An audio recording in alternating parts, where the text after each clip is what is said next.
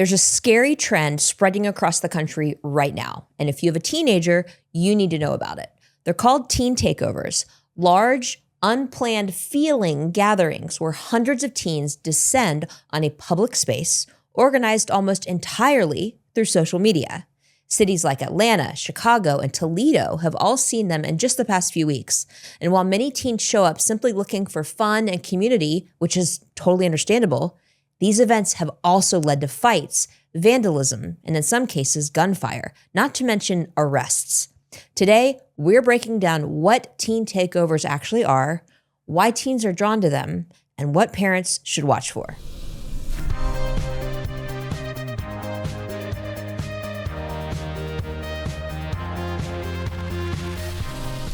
All right. Teen takeovers. Yeah. Let's start with the basics. What exactly is it, and how does one actually come together?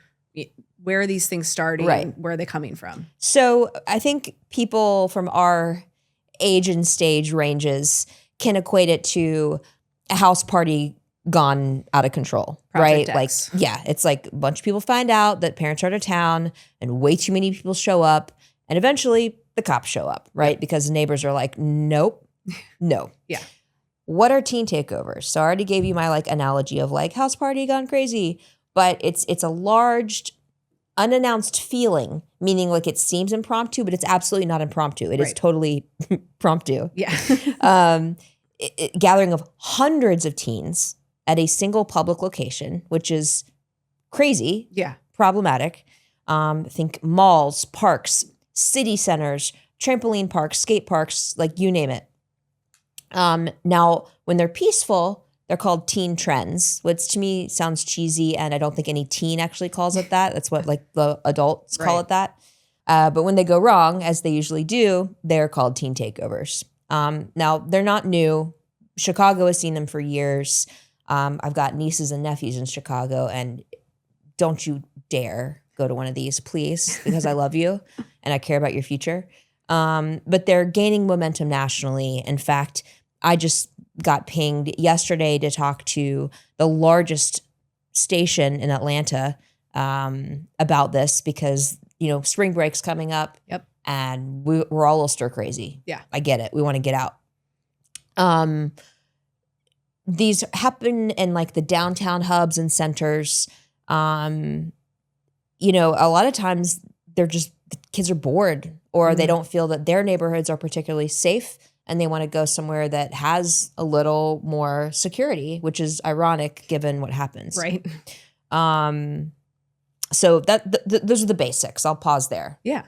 I feel like the house party analogy is one that works really well because that's kind of what it feels like. Like I've seen some of these stories pop up and it's just like teens running everywhere. It's just absolute chaos. Yeah. You know, social media is clearly where these things are starting. And escalating. Yes. And spiraling out of control. Yeah. Well, if you think about it, if they're posting this on the likes of TikTok, Snapchat, Instagram, wherever it is, they're probably sharing that out to whoever their friends or not friends that they're connected to. So that news is going to spread quickly. You know, how fast can that word spread though on those sorts of platforms? Immediately. I mean, here's the thing. I want to take everybody listening and watching back to a time, let's say it's the 90s. You're in high school, you can drive, and all of a sudden you have this little thing that can fit in your pocket. And when you open it up, it'll show you a live, real-time heat map of where all of your friends are, all of their friends are, and all of the friends of those friends are. That's powerful. Yeah. I would want to go there. Yeah. Like just to see like, hey, what's going on? Yeah. Yeah. 16-year-old Titania wants to be there. Very curious. So like, I get it. Mm-hmm. And that's what's happening. If you let your kid have Snapchat, which I don't recommend before the age of 16, but even then at 16, they're going to go on it. They're going to be like, oh, wow, Perimeter Mall is the spot. Yeah. Or 30A, Yeah. Stretch of beautiful beach along the Gulf Coast of Florida. Like, this is where everybody is. I'm going to go there. Yep. I want to meet some cute girls. I want to meet some cute guys. I want to have fun, party, you know, see what everybody's doing. Like that's where the energy is. Yep. I get it. You're drawn to it. Yeah. So not only is I blame Snap the most because Snap has Snap Maps. Right. And Snap is terrible about protecting kids. In fact, they don't, even though they say they do, they don't. And you can listen to other episodes where we've gone way off about that. But invitations are circulating on TikTok, on Instagram, on Discord, not to mention like just text, right? But word spreads extremely fast. In fact, even like police officers and law enforcement officials and parents who are monitoring social media can get caught off guard just because it can happen so fast. I mean, all it takes is, I don't know, 50 kids at once to open Snap, which they're doing 20 times an hour, see a heat map, go there. Yep. Like it's like playing whack-a-mole. Like good luck with that. And then of course AI tools make it even easier to amplify and spread event posts. And according to your research, and thank you for this, some businesses in Toledo where this has been a problem say that they, in addition to trying to sell products and take care of customers, they are now actively monitoring social media for keywords signaling a planned takeover. That's crazy. What business owner needs that stress? Add that to your day-to-day list of things that doesn't Might really end. happen. Yeah. That's no, thank you. It's crazy. You kind of touched on this a little bit already. Why teens are wanting to go there. They're bored. They, FOMO is a real thing. They want to be where the things are. But, what do you think outside of boredom, community? I think wanting to go viral is a huge piece of it, which is crazy to think about. What's really making the teens want to go? This should not surprise anybody. Like when you're ages 8 to 45 plus, you want to be liked. You want to be included.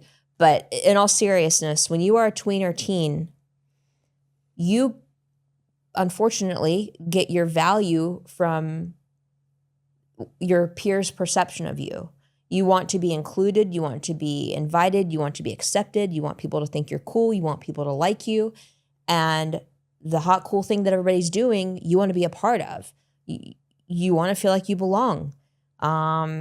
You want to be a part of the big event that's happening. When I was in high school, it was going to Music Midtown in Piedmont Park. Yeah.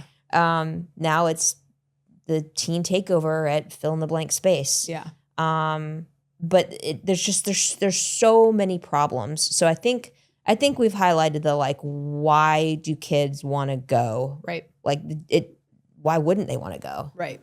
But I think we should talk about now, why it's so dangerous. Yeah, let's do it. And talk about this with your kids. It's one thing for us adults to sit around drinking our coffee and our Red Bull and Coke Zero and, talking about the kids these days. Right. But you got to talk about this with your kids because it's not just a crowd. It's not just the crowd that's the problem.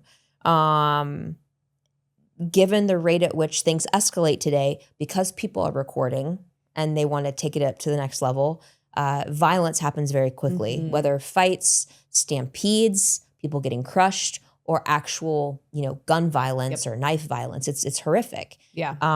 Nobody needs to be caught in the middle of that. Also, arrests.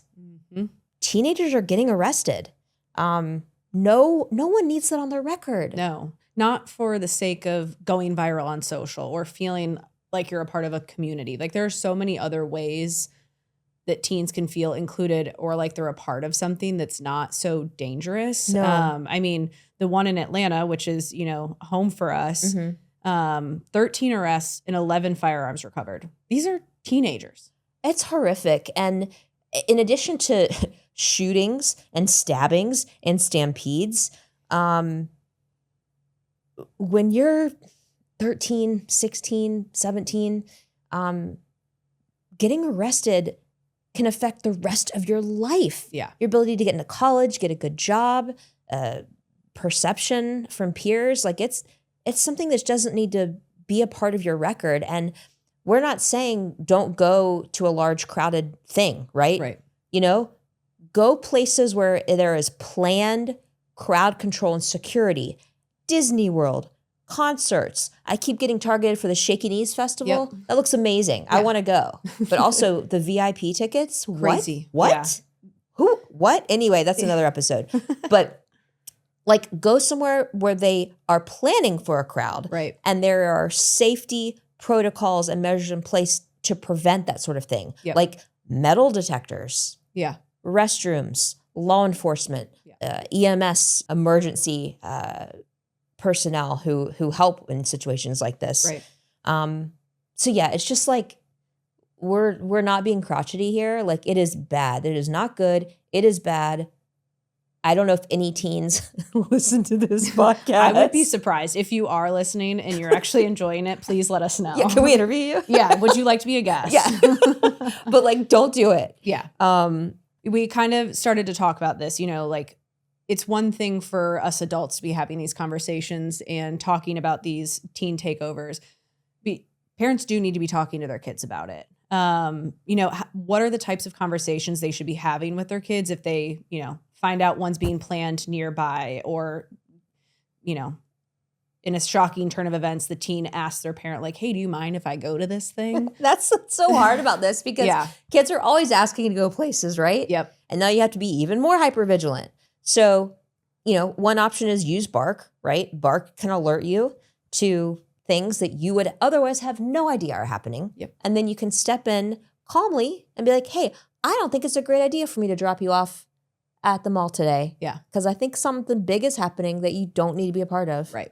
So yeah, use Bark, or, you know, I guess the alternative is to look through your kid's phone and text and messages and DMs and all the things all the time. Good luck with that. I got tired listening to you say that as an option. Right.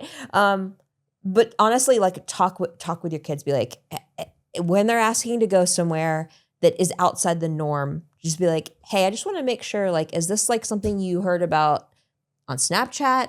Did you get like a screenshot of something that somebody posted and or like a lot of random people going here? Right. Because I get it, but I can't in good conscience let you go there because the risk is too high. Yep. The risk of you losing your life, getting hurt, or getting arrested. Yeah. Like police don't care